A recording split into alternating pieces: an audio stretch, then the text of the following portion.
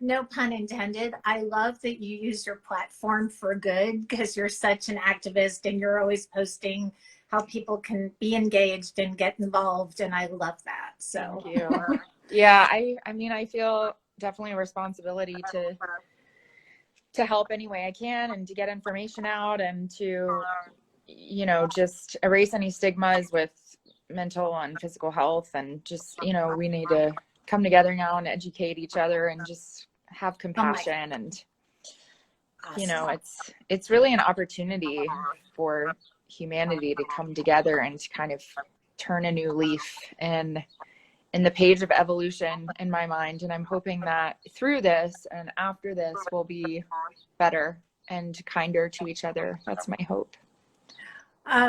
So Tim Locklear from North Raleigh Arts and Creative Theater just said that you are the best alphabet he's ever seen, and he's seen Wicked 8 times. Oh my gosh, thank you. That's so kind. You have a lot of North Carolina fans on here, and I know you have a lot of Broadway fans, but you know, we're gonna claim you as North Carolina girl, hometown girl tonight. I love it. Yes, always from North Carolina, born and raised. Very special place in my heart. Oh, and Mike McGee, he texted me first thing this morning. He's like, Cinderella's story. You must ask her. Yes, Mike is saying Team Cinderella. Oh my gosh, we're going to talk about the Cinderella story in a second. But first, you posted a beautiful thing on a video on, I guess, your social media accounts last night or the night before about your illness. You're recovering from this virus. Rob is recovering. Mm-hmm. How are you guys doing? I mean, you look great. Thank you. I put on makeup for y'all. Oh, well, thank you. So that helps. Yeah, we are doing much better, thankfully. So I found out that I was positive for COVID about 2 weeks ago, but my symptoms began about 3 weeks ago. So it's been a journey. I first started feeling symptoms March 11th and wasn't able to get tested until a week later. And I didn't get my results from the test until a week after that. And I'm still having some symptoms. So it's really lingering in my body. Luckily, Rob, he was hit harder initially, but he was completely over the illness in about 10 days. So he's like fully 100%. I'm at a solid like 85, I would say, but I still have, you know, some of the sniffles and have some trouble sleeping and some chest pain. But yeah, I really wanted to get that video out there because as soon as I found out that we were both positive, I said, you know, this is an opportunity to educate other people who are scared or who may have symptoms and don't know that these are common symptoms with COVID because it is still so new and unknown. And so I was just hoping, you know, with that information to spread some knowledge and share my experience, and in the hopes of others feeling some comfort in that, knowing that if they are positive or if they're not even able to get tested, but most likely are positive, since we should assume at this point if anyone is sick to just stay home, that these are common symptoms that we both experienced and that several of our friends who were tested positive also experienced. And I also just wanted to give some hope of people who have come out on the other side, which is the majority of people that we don't, I wish was talked about more on the news. Just to give a little bit of perspective, you know, in addition to the severity of this illness, obviously, and how we need to take it very seriously. But just to also show, you know, some hope. Well, and I guess, you know, people can go and watch the video and you give a really beautiful, detailed account of your journey with it. But anything overall that you want our audience to know, because we're not going to spend an hour talking about this. We got a lot to cover. But any kind of just takeaways that you want people to know here? Sure. Yeah, I have a few main quick points for people to be aware of. One of them in terms of symptoms, this is being talked about more now, but the loss of sense of taste and smell is a very real symptom. And everyone that I know who has tested positive has had that symptom. So that's just something to keep track of. If you're not able to get tested and you get that, I'm not a doctor, but I would say you 95% have COVID, just because of the plethora of people who have tested positive have that symptom. And it's not one of the main three, which is another thing I wanted to say. I only have 2 friends.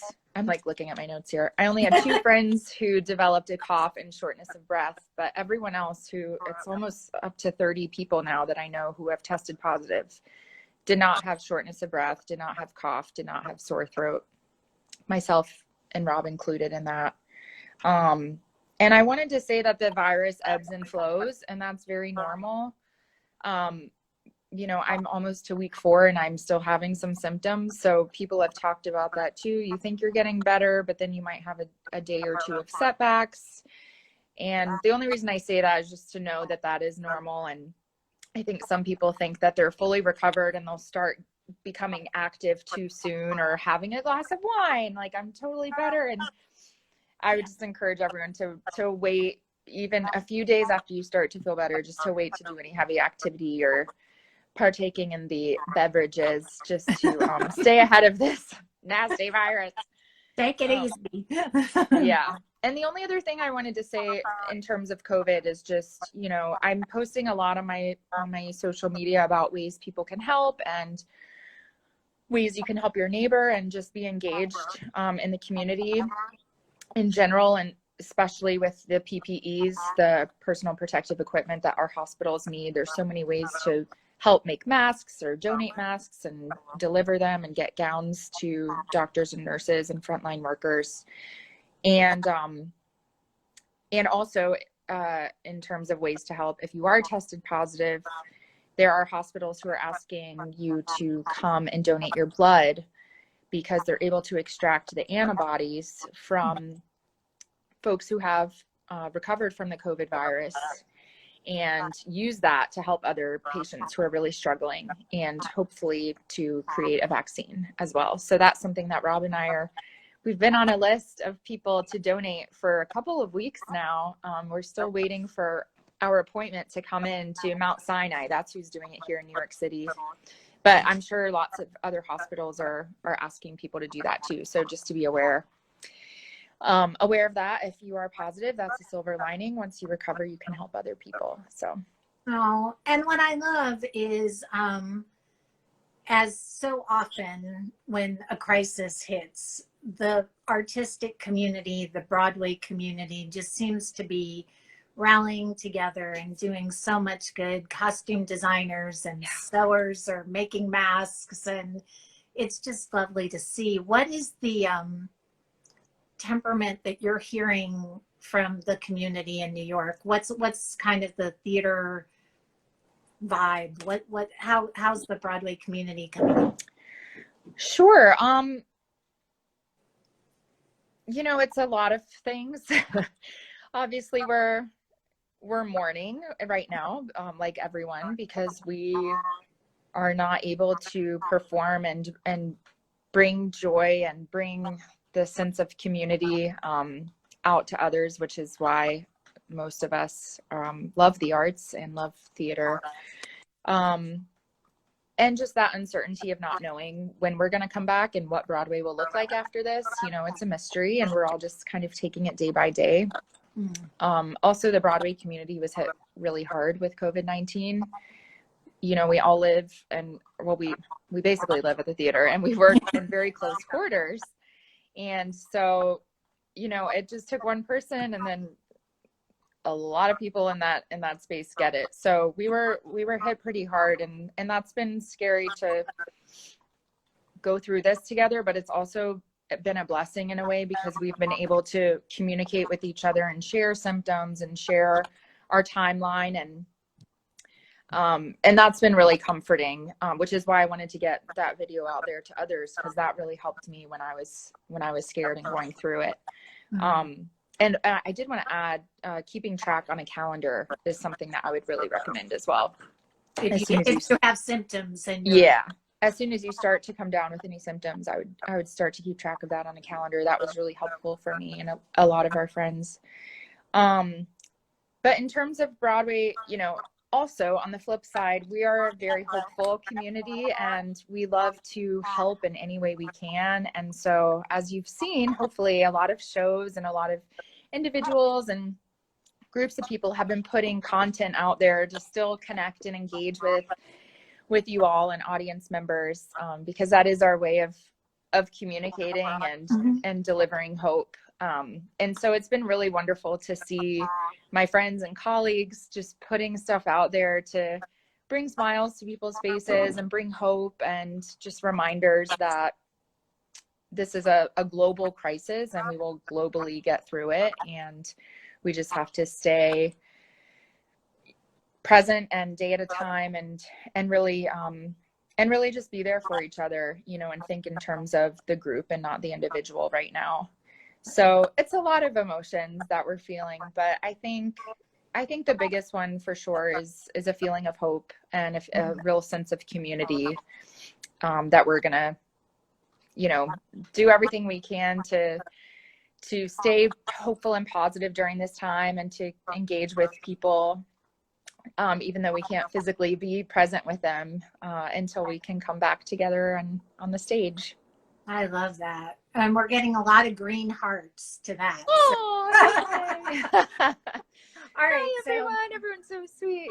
No more virus talk. Let's talk about your Raleigh roots. Yay. Love that. When I announced that you and I were going to be talking tonight, so many people here in North Carolina were so excited about it and sharing with me lovely memories. North Carolina Theater posted something about you being in Into the Woods. Oh. And I told you Mike McGee was all about Team Cinderella. Yes. So let's talk about your Raleigh roots and your Raleigh stage experience. And so Mike doesn't bug me this entire chat. Let's talk about your experience on Cinderella, because I think that worked out pretty well for you. It did. I would say it did. Yes. Well, so my husband, who's sitting behind me here working on a project. Hi. Oh, they can't. Oh, look, just wave. Hi, Rob. Oh, I'm in my PJ pants. Guilty as charged. But I'm wearing this presentable top. So we met doing Cinderella at Raleigh Little Theater in 2000. Was it 2000 or 2001? 2001. 2001. And we were in the quartet, which apparently doesn't exist anymore. And we were so sad to hear about that.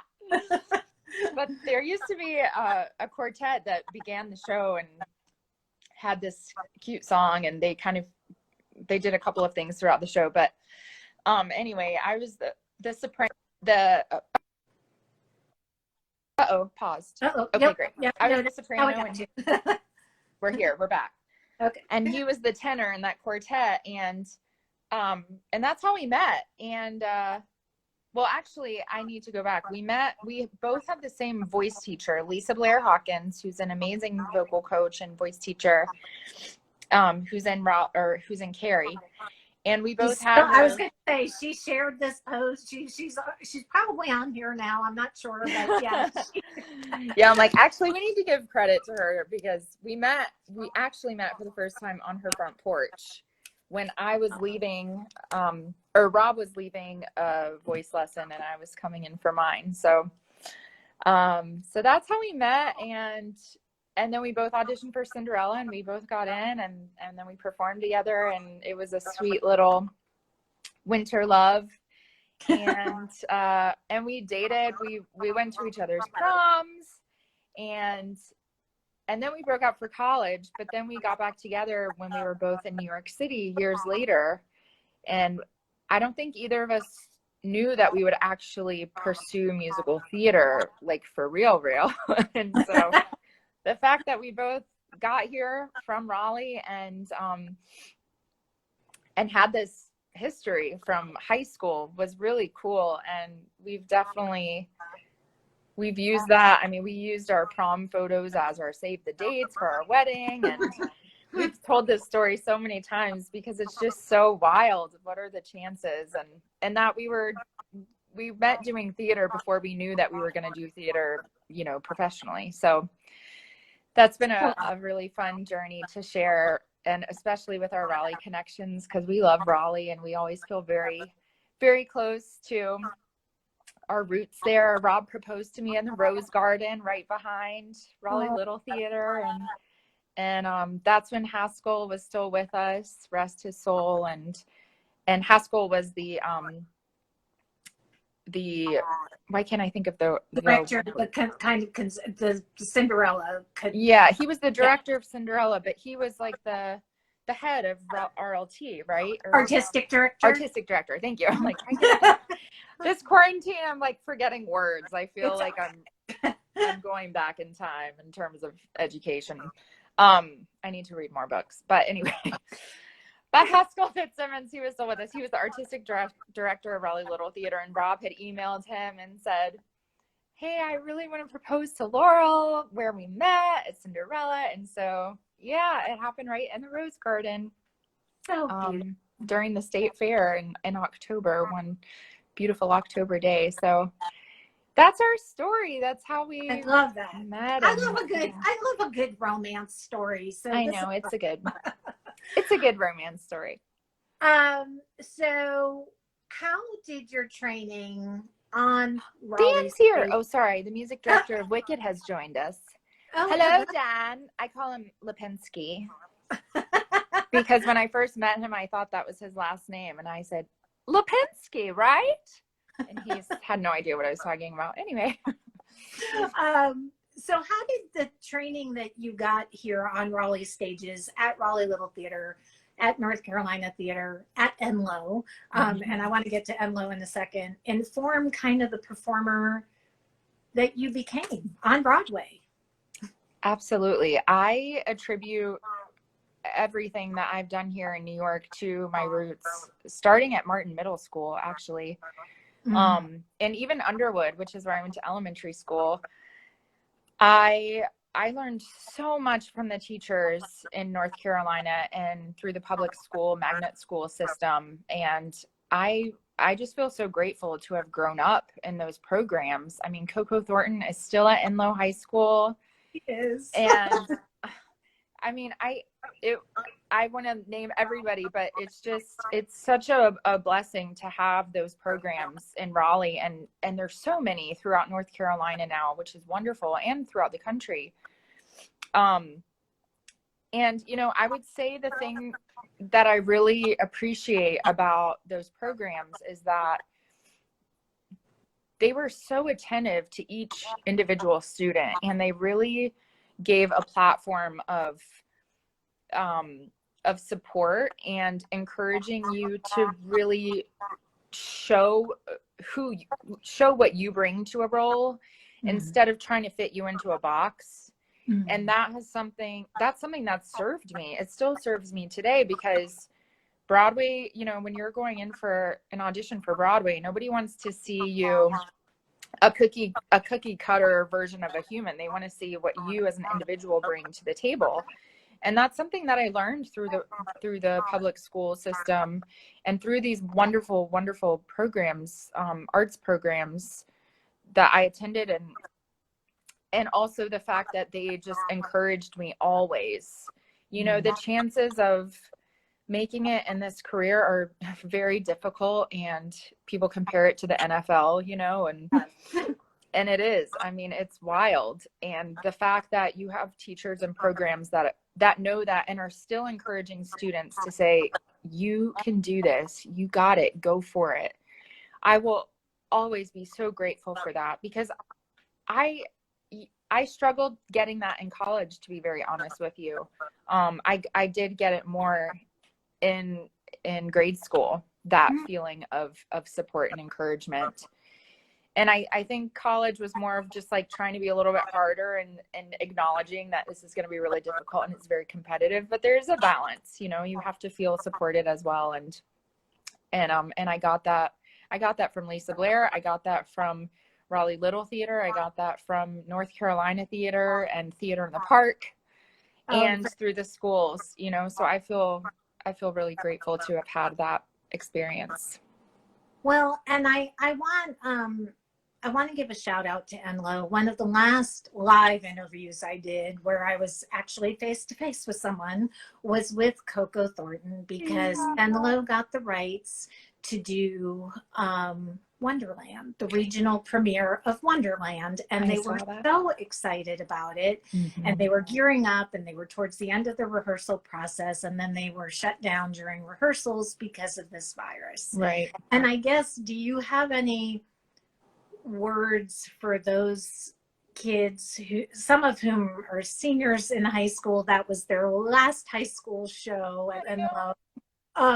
Do you have any kind of words of encouragement for them as they kind of mourn that last show, that Wonderland experience? They were so geared up for it. Absolutely. I know. And I even saw some videos of it that it was Miss so Thornton, good. still call her Miss Thornton, had posted on online, and I was like, no, this is such a shame.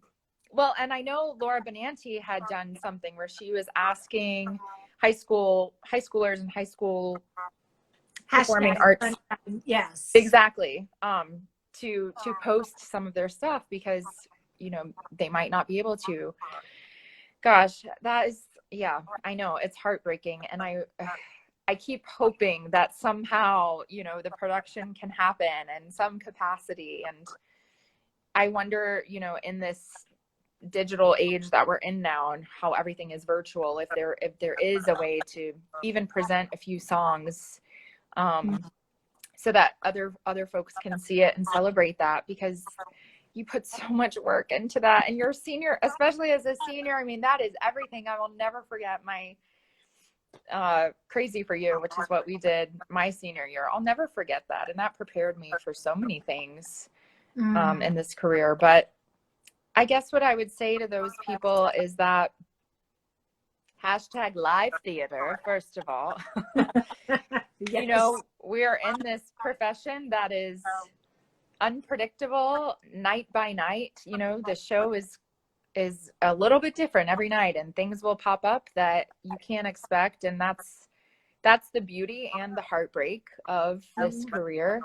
It's kind of a lesson in life of just rolling with the punches and having the water, come off your back like a duck and roll off your back, and just trying to be grateful. My mom always says, be grateful that it happened, not sad that it's over. And maybe that can be the lesson here, is grateful for the times that you had during the rehearsal and the dress rehearsal, and getting to actually work and be creative with this beautiful show, and getting the rights to do that. That's something to definitely be celebrated. And Huge, yes. So much to celebrate. And also allowing yourself to mourn that it didn't get to happen in the way that you expected, but remembering that it's a microcosm of life in a way, and that this is something that none of us could control. And hopefully there will be many more opportunities to get to perform, even if it's not that show, but another show that can reach people in just as powerful of a capacity. And just know that we see you and we celebrate you, and we know that it was such a big deal to get the rights to Wonderland, and that there was so much buzz about it. And hopefully, I hope they can find a way to even present maybe one song through the kind of like Brady Bunch thing that people are putting together with these videos. We'll have to make that happen. I'll reach out to Coco and I'll say, let's make it happen, Coco. Something. Or even, like we used to, I think this still happens, but we would come back for reunion concerts with Miss Huff and Mr. Adams through the choral program. And I wonder if there would be a way to do a reunion concert of Wonderland, or even if it's standing behind music stands or something. Love that. But just like, don't give up. Allow yourself to be mournful, of course, but also don't forget that it was so important what you did. Even if you didn't get to present it to an audience, you still will always have that experience of sharing that show together and rehearsing it and diving into those roles. Well, and I think as artists, we get very fixated on the finished product that sometimes we lose track of the joy of the creative process. Absolutely. And, you know, not that that makes up for the fact that they can't do their finished product. I know that they were very excited about that, but I think celebrating the creative process, celebrating the journey is something we'll never probably take for granted again after this crisis. Exactly. I think. Yeah. And just that, yeah. you know, this is something that is always going to be needed. You know, people need to connect through the arts. And so there will be so many more opportunities. And of course, right now it's like, no, because this is the biggest one, like right in front of your face, but that there will always be more opportunities. So don't lose hope in that. So we have a lot of Wicked fans on here. So I want to talk about Wicked before we get into this new show, Jagged Little Pill, which I kind of become a little obsessed about. It's a great show. I really want to talk. I have a lot to unpack about Jagged Little Pill. So I do want to get to that. But in an interview, I read that you almost quit the business in 2010 after a series of kind of bad auditions that didn't pan out, and then you got Wicked. And I've heard this from so many artists that I've interviewed that they've said, you know, I was kind of giving up. I was a coat check person and didn't think it would ever happen for me, and then I booked my first show. And so can you talk about your journey a little bit and kind of having that moment where I'm going to give up to the moment where you booked Wicked? Yeah, absolutely. Yeah, I mean, I had moved to the city in 2007 after graduating college, and it was, as to be expected, a difficult and competitive road to get to where I am now, obviously. But in those beginning years, it's hard when you first come to the city and you're, you know, 21 or 22 years old, and this is the biggest city I had ever lived in, you know, and so you're adjusting to that, let alone this very competitive field. And so the way to kind of get yourself out there is to just go to as many auditions as you can. And I was doing that. I was going to sometimes 30 auditions a week. And I didn't have my equity card. So I was going and sitting in the equity building and just hoping that they saw all the equity folks so that I could get a chance to sing 8 bars of a song. And I basically did this for 3 years. And the first thing that I got that was my first New York credit was actually Radio City and their Christmas show. And that was a fluke because they had a cutoff for when you could enter your name to the audition, and I didn't know that. And so I went to Radio City after I had finished doing 2 other auditions earlier that day. And they said, we've cut off the auditions for this season. This is the last day, no more. And you had to get a wristband. And they said, you have to have a wristband to enter and to audition. So I waited for like 30 minutes. And I was waiting for folks to come out of the audition. And I asked this one woman, I said, can I have your wristband? And she gave me her wristband. She gingerly took it off of her wrist so that it didn't break. And I stuck it on mine, and I got into the audition. I was the very last person to audition for the season.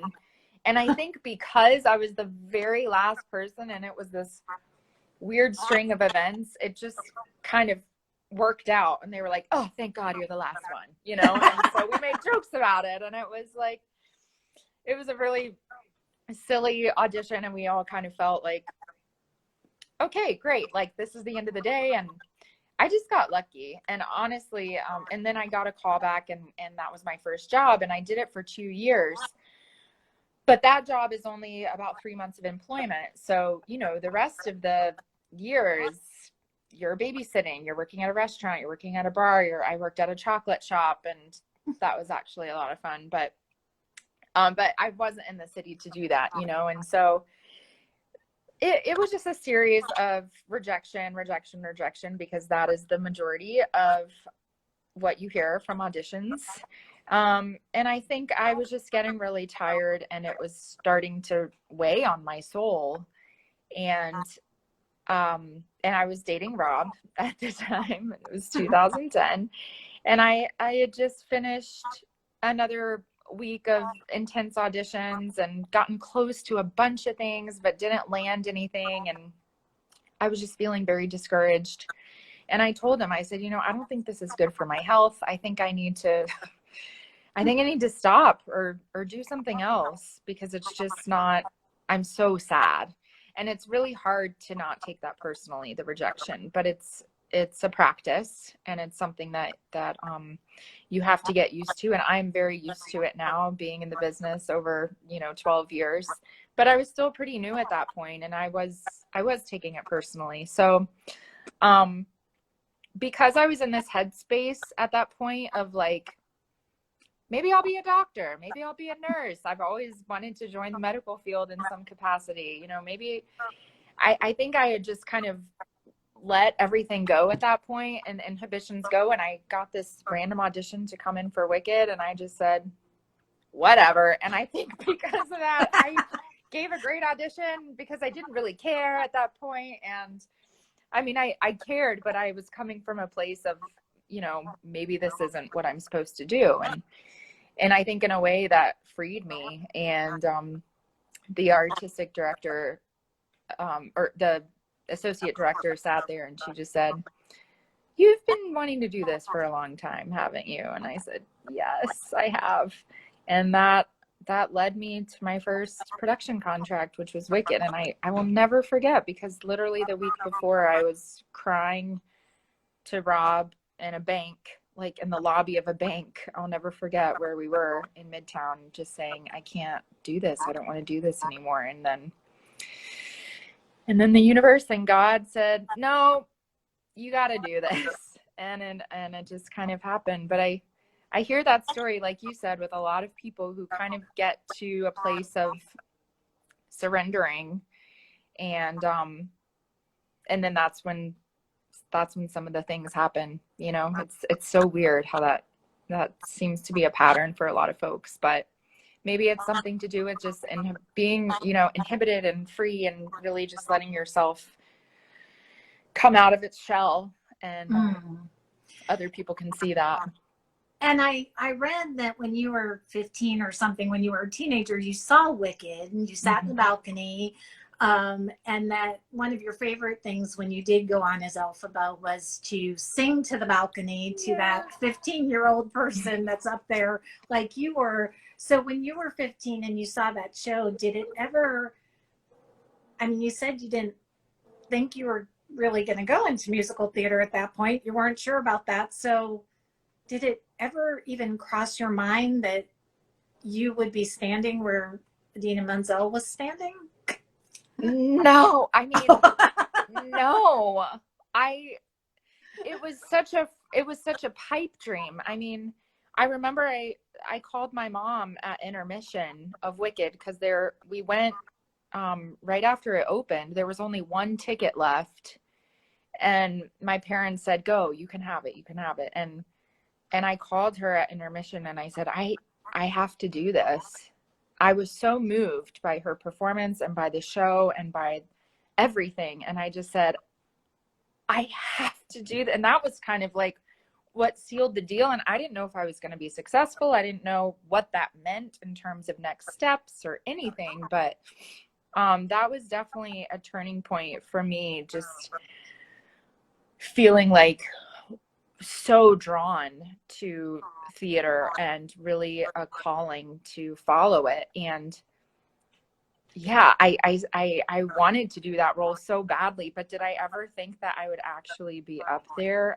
I don't think I did. And so when I finally got that opportunity, it was just, I can't even put the words to it. Every single time I play that role and I look up at the balcony, I have to hold back tears, because I just still can't believe it, and life is a funny way, as as Alana says. But yeah, it's pretty, it's very magical, and it's a very spiritual role for me for that reason.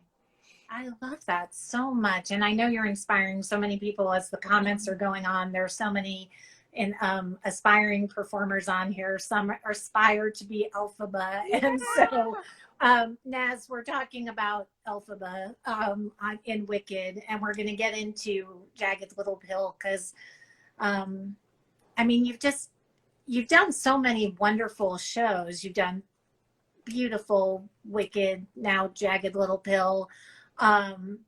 Did you ever meet Idina Menzel or any of your other stage idols as you've been in this business for the last 12 years now? I have, yeah, I've gotten to meet Idina and Kristen Chenoweth. I've gotten to meet Stephen Schwartz. He's become a friend of mine, which is also like, what is happening? It's wild. I got to meet Ricky Martin when I did Evita and dance with him as his as Ava when I got to go on as Ava a few times, and that was wild. Like, well, I'm waltzing with Ricky Martin right now. Okay. Obviously I got to meet Carole King. She is so lovely and such a beautiful presence and down to earth. I got to meet Kristen and Bobby Lopez, who wrote Frozen. They did the music along with 3 other composers for In Transit, which was a really cool show. So yeah, I've gotten to meet a lot of my idols and people that I've looked up to my whole life. And, you know, especially since I started really following musical theater and when I really decided that I want to go for it. So it's pretty wild. I mean, it still is. I have to shake myself sometimes and say, but why is your life like this? Is wild, you know? But yeah, it's a tight-knit community, and for the most part, everyone is very humble and kind and in it for the right reasons. So that's just also so gratifying to see from my role models. Oh, I love that. All right. So now we're to Jagged Little Pill. Cool. Because the show is cool. And I'm not really, you know, I'm an arts journalist. I think I know a lot about Broadway and the business and shows coming. I mean, I try to keep kind of a tab of what's happening. And this show really took me off guard because anybody who's read my reviews knows I do not love jukebox musicals. I'm not a jukebox musical kind of gal. So I kind of went in, I was like, it's the first preview in New York. I really want to see it because it's the first preview and I want to hear what all the buzz is about. But it really is not a jukebox musical. It is this original story woven through with this, the songs from this album kind of woven through almost as if it's an original musical. So can you talk about the musicality of the piece and the development of the piece? Because it is not Jersey Boys. It isn't Ain't Too Proud. It's not like, this is Alanis Morris, you know, this is the biopic. It's not, so exactly. about the piece. Totally. Yeah. I mean, that's what makes this show so exciting is because it's kind of the first show that is using the concept of an album, but telling an original story. So, I mean, well, Waitress did that as well, which is also a Diane Paulus directed show. I'm in love with Diane Paulus. I think she's the most brilliant director ever. She's incredible. Yes. And just a joy to work with. But yeah, it's wild because the story, which was written by Diablo Cody, who wrote Juno and is actually a film writer more than anything. She's written this story that is so relatable and has these characters, based on real life. I mean, based on all of us, you know, I mean, there's so many stories being told, and it's almost, so many people have said this too, but it's almost as if the music was written for the show and that the story was written first and the music came later, because Alanis's lyrics are so poignant and so ahead of her time. I mean, she wrote this album at 19, which is wild. And she's so smart. And so the lyrics just fit right into the story. And she and Diane and our choreographer, Sidney Larby, and Tom Kitt, who did all of the orchestrations, we're all, you know, they all collaborated to create this piece and to flesh out these characters in a way that it's not a box, a music box, not a jukebox at all. Jukebox, Music box. Not at There's all. the brain again. Not yeah, not at all. And it's fun too, because some people will come to the show and think, oh, we're going to see the Alanis Morissette story, you know, and she's not a character in our show. And I love that, because it's like definitely going out of the box, out of the jukebox. But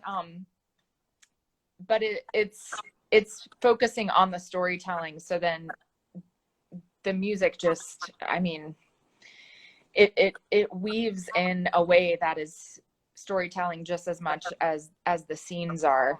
And you forget that these songs were written in the 90s, and that because it's so relevant. Exactly. It's so relevant right now, right, which is really what makes it interesting. And it's funny, I saw this show, and usually I'm very quick to talk about shows that I've seen, and I had to process this one a little bit after I saw it, because it told a story of there's these two, I don't want to give too much away for people, but there's two parallel stories going on between a teenager and a mom. The teenager is not the daughter of there's a family involved, but the teenager I'm talking about is not the daughter of this mom. So you've got these two parallel stories, and the mom's story was very similar to things I went through when I was in college, and exactly how she handled it was exactly how I handled it, because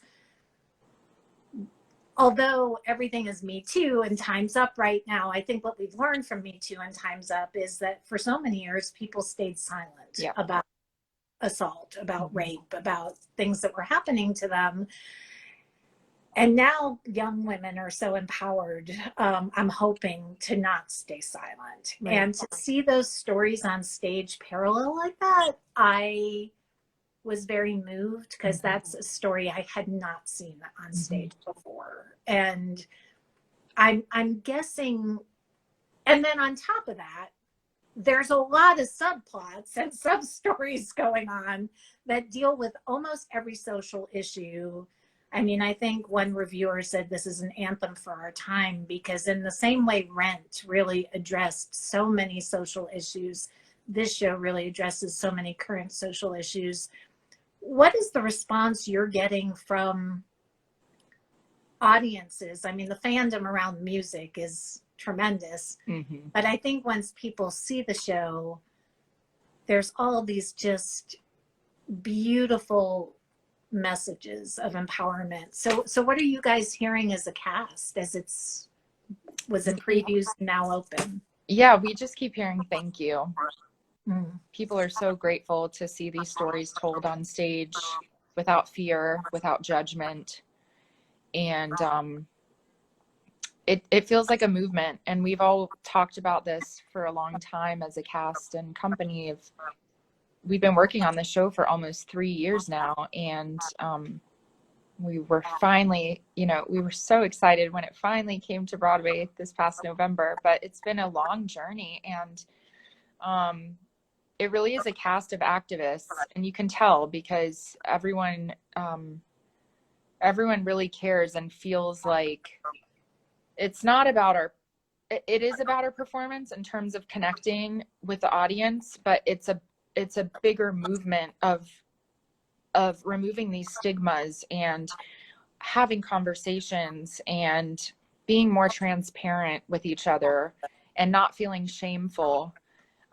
We live in a world where so much emphasis is put on presentation and being a certain way, and you know, it's hard to really celebrate your innermost self with all the flaws and with all the imperfections. And that's what we're celebrating in our show. We're saying we want all the imperfections, we want your flawed self, we want the messiness. Like, this is life, this is the reality. And it's really, and it's a movement, and we hope that every audience that comes will relate to something that they see on stage, and go home and talk about it, or face something that has been difficult for them to face personally, and really internalize that, and do some work on that, and really just honor it, you know, and not be ashamed, because we're all humans and living the human experience. Yes, Amanda is saying perfectly imperfect. Perfectly That's imperfect. one of the lines in our shows, like, perfectly imperfect, just like you know. Yeah. And to just celebrate that, and remember that we're all in this together. I mean, this is a perfect example of it. During this global pandemic, we're all feeling these similar feelings, and even though we're isolated, we are all joined by this one enemy of, like, fighting this battle with this invisible enemy. And that's what our show is talking about too. So the response really has been just, thank you, we need more of this. I hope that we are kind of setting a precedent, and that other folks will feel empowered and excited to write original pieces that really push the envelope and really go to some uncomfortable places for the purpose of healing and progression and positivity and action moving forward. Well, and what I love about this show is there are certain shows in my lifetime anyway that I think are just the right show for right then. I think Rent was one of those shows. It was the right show for that time. And I feel like in so many ways, Jagged Little Pill is just the right show for right now. We're going into this election year, and there's just so many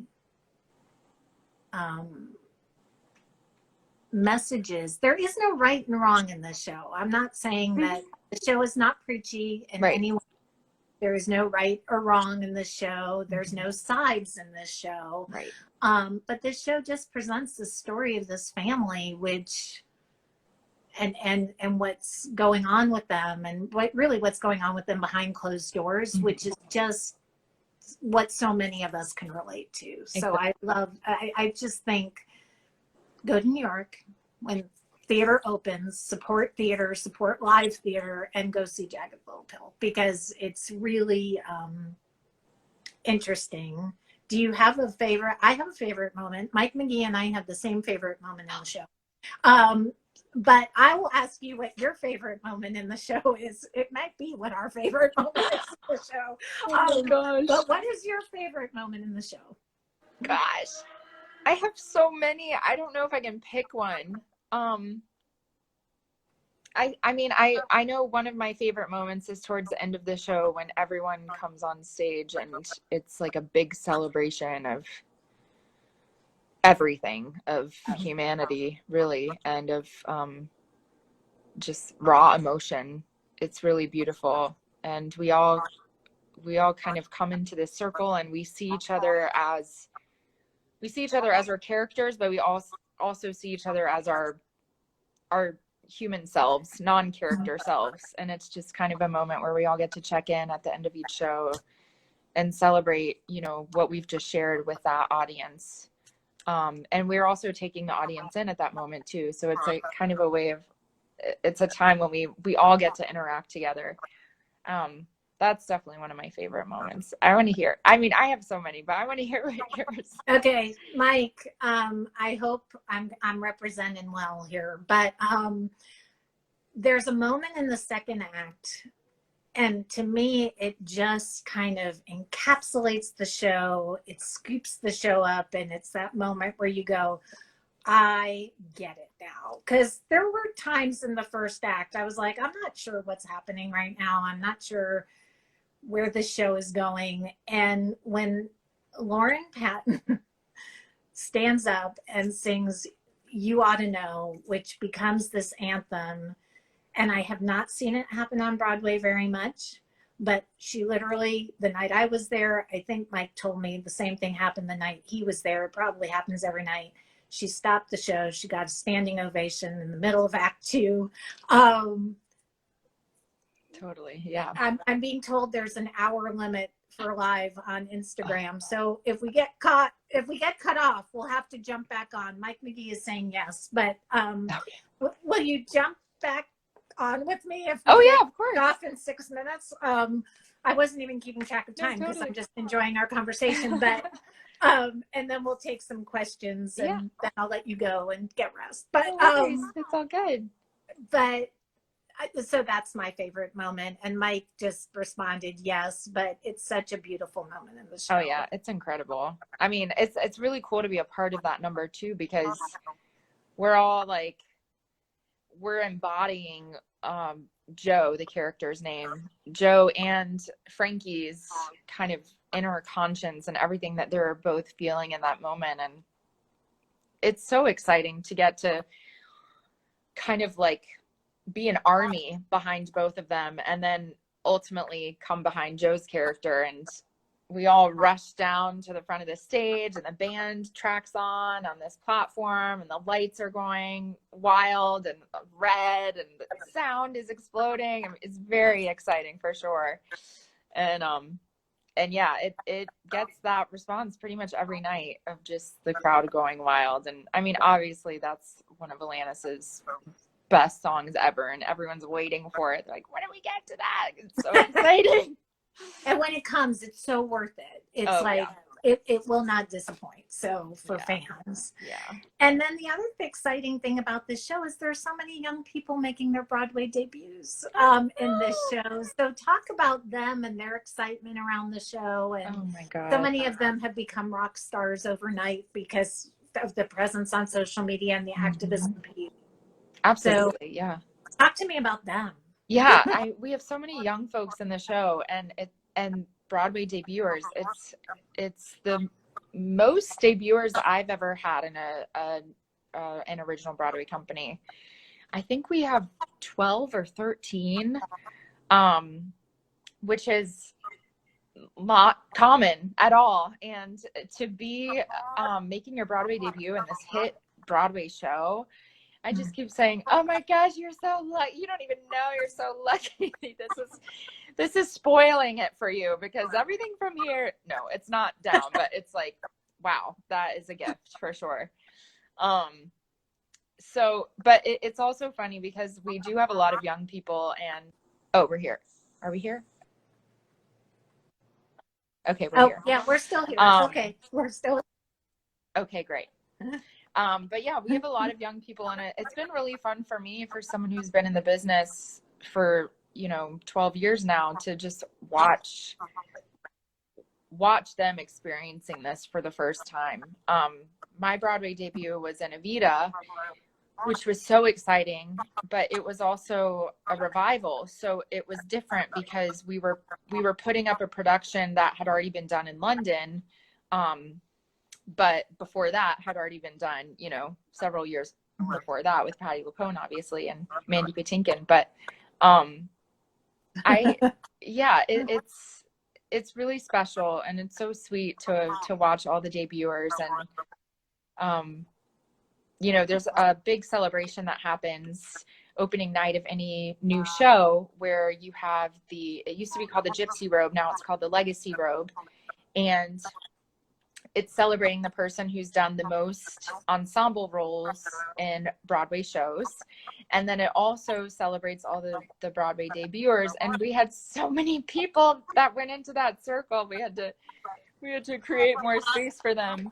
But it's been so exciting. And you're right, a lot of them have become like celebrities overnight, especially little Celia and Antonio, who when we first met them were 17. Yeah. I mean, they're so young and it's just incredible. I mean, yeah, their career is just gonna skyrocket for sure. And Celia comes from some pretty good stock, so I think she's on her way. So yeah, the question was about MJ. How has that experience been, playing MJ, stepping in for that role, and what have you brought to that? You were saying it's a very emotional, it's really the emotional crux, yes, of the show. Yes, I was going to say, it's the most challenging role I've ever done for sure in terms of an emotional journey. So to be quite honest, I was very intimidated by this role when I first found out that I would be covering it. And I thought, I don't know if I can go there because I have not had an experience like that before. And it's a very vulnerable place to go to as a performer. And so I guess what I bring to it is my complete vulnerability and open heart. And I just kind of let the role happen. I feel like I'm a vessel and I'm just using the words and the lyrics and the notes from the song to tell the story. And I just kind of surrender to the story. I don't really know how else to put it into words other than because it is a very heavy and deep role, I have to almost remove myself from it so that I can really make it the most truthful and grounded. And also to protect myself as a human putting on this story of a character who is based on, sadly, many people's realities. And it's actually something that I've talked to Elizabeth Stanley about, who does the role 8 times a week. I don't know how she does it 8 times a week. She is an amazing artist and human being, but she has to check in and out as well. And I'll see her come off stage during some really, really, really heavy scenes, and she'll be like shaking and jumping around and laughing. And I think that's her way of kind of checking in and out of the emotional content of the show. So yeah, I mean, I would say that I try to do the same thing. I'm still learning how to check out. I'm really good at checking in. I was going to ask you, I mean, there is so much in this show. This is an emotionally charged show from start to finish. There's funny moments, absolutely. There's so many moments of levity, really beautiful moments, beautiful family moments, but it packs an emotional, I don't know about other people. I'll speak about my experience. It packs an emotional gut punch. It packed an emotional gut punch for me. So, and I'm an audience member. So how do you guys how do you walk out of the theater, come home to Rob, and like just undress that, like leave that at the stage door and not bring that home? Because it seems that would just be a lot. It's hard. It's hard, and it's something that we're still learning as a company. You know, we opened right around the holidays, and we had the holiday schedule, and then it was New Year's, and we were on the New Year's Eve special, which was so exciting. And it's kind of been like packed with events and press and opening and holidays, and really until we shut down, we didn't really have a moment to kind of process, how are we doing emotionally here? And I think we were all we started to check in with each other and realize that we needed to be doing more to address that, because we have physical therapy at the theater, and that is so helpful to keep our bodies healthy and in shape so that we can do the heavy dancing that's in the show every night. But we realized we should probably be doing more to check in with our spiritual and mental health. And, you know, Rob always says, like, go to work, check your soul in, and then when you leave, check your soul out and come home. And, you know, it's easier said than done. And he always talks about putting on your armor. which I like. I like that visual of like I clanking like that around in too. silver. But it's a practice. And he's, you know, we shouldn't discount him. He's also in a, you know, tiny little show right now that's playing. That's Right. got a lot of press. He's in Tina. So he opened before you guys opened. What was it like going to see that show and seeing him in that piece? Yeah. Yes, they opened right before we did. And I actually did not go to opening because we had a show, but I went to the party, which was fun. And I haven't been able to see him go on yet. And I've really been wanting to do that. But yeah, I can't wait to see the show. I'm waiting for him. There's a particular role that he covers that he wants me to see. So he's been telling me to wait for that, and then I'll call out of my show to go see him do that. But I'm waiting to see it. But I've heard incredible things. I have too. I've seen some of the videos and wow. So Jeffrey Kerr, who is the contributing editor of Broadway World Raleigh, his question is, what was it like getting to be a part of that You've Got a Friend video with so many of the beautiful alumni?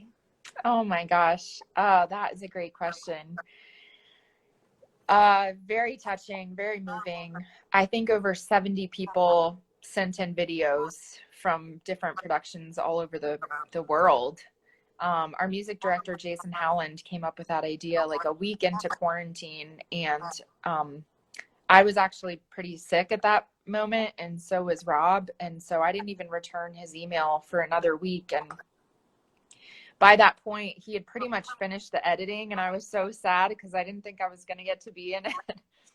But I said, we both had COVID and we've been so sick and I'm so sorry. Like, can I get you the video tomorrow? And he was so gracious and he stuck me in at a few tiny points, but it's not even about that. I just wanted to be a part of this community that was all coming together to spread this message of you've got a friend and you're not alone. And I thought that was such a beautiful idea that Jason had, and he arranged this piece. For those of you who haven't heard it yet, it's a brand new arrangement that Jason created, and it's gorgeous. He does wonderful work, and he was able to reach out to, I think, all of the alum of all the beautiful companies, and there's dozens of videos that he included of people throughout the years who were a part of the show. So it was really sweet to see that. And yet, yeah, it just came out this morning. I've watched it a few times already, but it brings tears to my eyes because it's just another example of artists coming together to share this hopeful and joyful message. And he just did a beautiful job with it. And the musicians are a part of it too. So you can see the trombone players and the violins, and it's cool. And it's also like, oh my gosh, I know all these people. We've all done this show, and not all the people, because there are some people from other countries that I haven't met, but it's again, just another way that music can heal and be so powerful. Somebody said they don't know how on earth you did Elphaba all those times a week. And both Jagged, Little Pill, and Wicked are such vocally demanding and challenging shows. So how do you measure the performance? How do you balance the performance throughout so that you can make it to the end? Because both of these shows are a marathon. Sure. Yeah, they are, for sure. And they're very similar in that way, honestly. It is like a marathon. I think, honestly, with Wicked, it became easier for me because I've done it for so many years now that I know where to conserve, I know where to pull back, and where to really go full out in terms of, vocally and physically portraying the role. And so it's almost second nature at this point, which is, again, I can't believe I'm saying that, but after several years of playing the role, it does become it's like a muscle, and it becomes very familiar in a way that I imagine Elizabeth is finding in her role of playing MJ every night. You know, when you're doing it 8 times a week, then you can find a pattern, and you can find routines that help you get in and out of things very quickly. So it, in a way, Elphaba is easier than what I'm doing right now in Jagged, because I haven't found that yet. I really haven't found that balance. And I think part of it is because we're dealing with some really heavy content, which is sprinkled with lots of comedy, like you said, but it's very relevant to what we're dealing with day to day. So it's almost like just trying to find the balance of talking about what we're living on stage and then coming home where it's still happening. You know, it's trying to find that balance of checking into the characters of the story and not taking myself, Laurel, onto the stage every night with this show, because, you know, you have to separate it. But yeah, I would say it is like a marathon. And I think the more you do it, the more it becomes in your body. It gets in your body more. And like muscle memory. Yeah. It's like a muscle memory, and makes it a little bit easier to understand how to check in and check out. Beth wants to know who Rob covers so she can picture it. Oh, he covers 4 characters. He covers Phil Spector. Rob. Yes. I'm so sorry. They want to know what characters you cover. And Tina. Yes. I cover, hello. I cover the Phil Spector track, Irvin Bach, which is, who is Tina's present day German husband.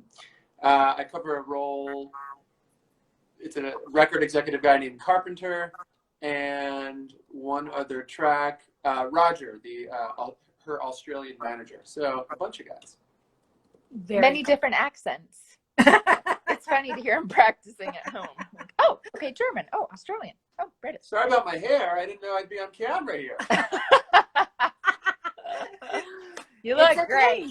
You have a fan club too, so. Yeah. Oh, look, Miss Blair's here. Hello, Miss Blair. Hi.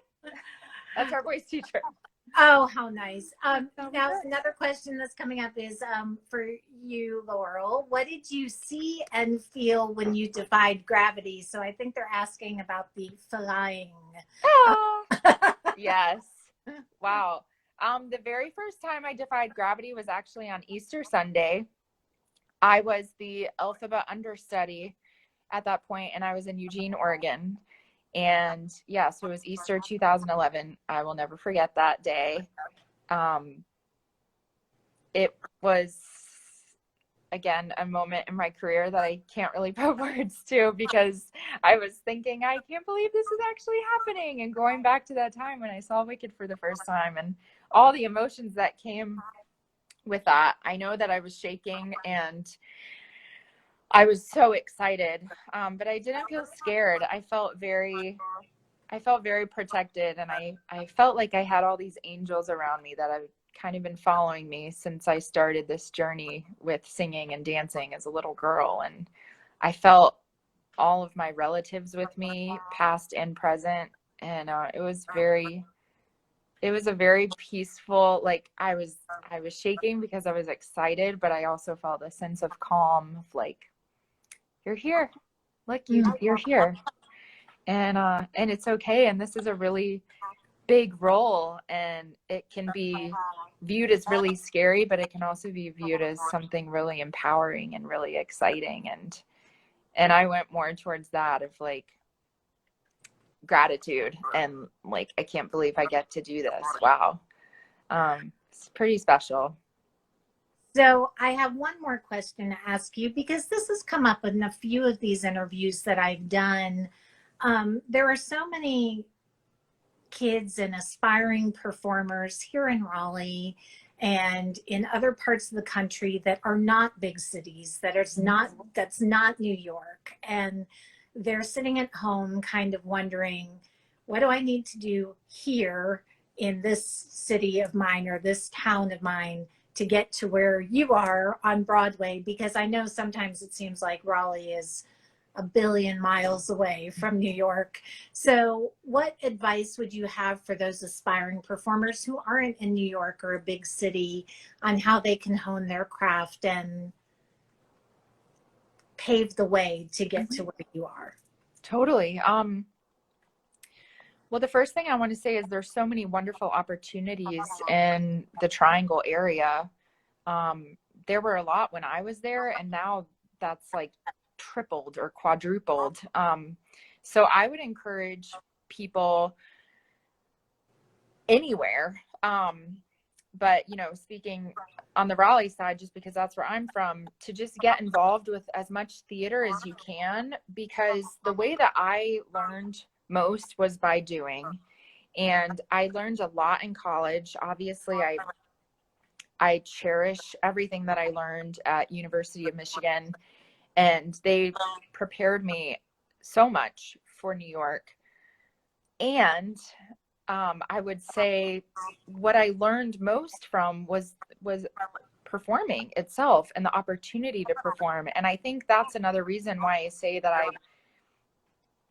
I really respect and hold highly my experiences in grade school just as much, if not more, than college, because I had more performance opportunities in grade school.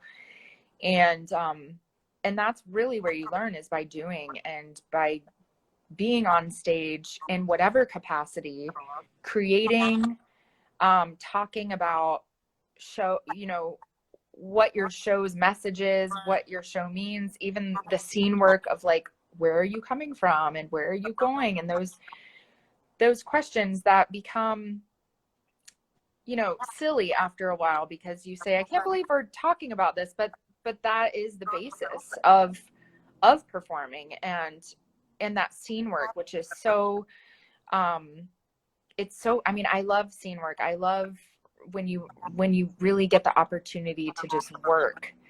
So I encourage you to do any and all productions, community theater, productions at school, even singing in your choir at church, just any time that you're able to practice and use your instrument or use your body for dance. I would say that. I would also say it's important to remember that everyone's journey is very different, and it's really, really easy to compare. And I still do that with some of my peers. It's a life practice, I think. But that nobody's journey is the same. And again, that's another cliche statement, but it is so true, especially in this business. There's no trajectory. There's no right way.